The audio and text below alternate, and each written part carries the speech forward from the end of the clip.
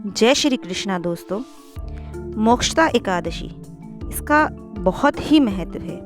इसका जो महत्व है वो गीता जयंती के साथ जुड़ा हुआ है, क्योंकि इसी दिन भगवान श्री कृष्ण ने अर्जुन को भगवत गीता का उपदेश दिया था।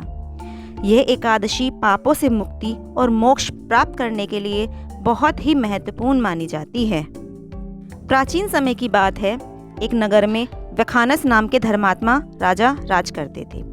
राजा प्रजा का बहुत ध्यान रखने वाले थे और धर्म में उनकी आस्था थी।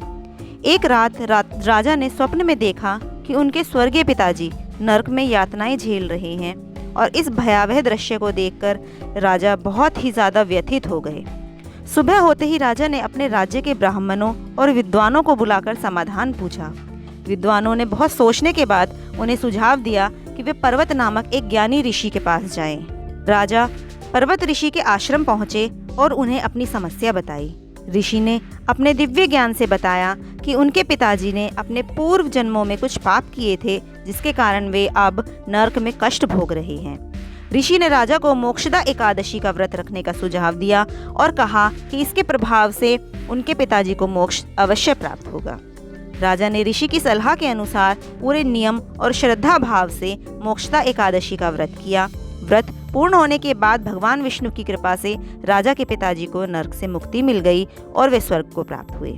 राजा ने भगवान विष्णु को धन्यवाद दिया और इस व्रत का महत्व फिर सबको बतलाया। इस दिन व्रत रखने और भगवान विष्णु की पूजा करने से सभी पापों का नाश हो जाता है। व्रत करने वाले को मोक्ष की प्राप्ति होती है और उनके पूर्वजों को भी मुक्ति मिलती है। इस दिन गीता पाठ करना, दान करना और भगवान विष्णु की पूजा में तुलसी पत्र चढ़ाने का विशेष महत्व है। व्रत कथा सुनना और दूसरों को सुनाना बहुत ही शुभ माना जाता है। मोक्षदा एकादशी पापों से मुक्त होकर भगवान के चरणों में समर्पित हो जाने का पर्व है। जय श्री कृष्णा दोस्तों।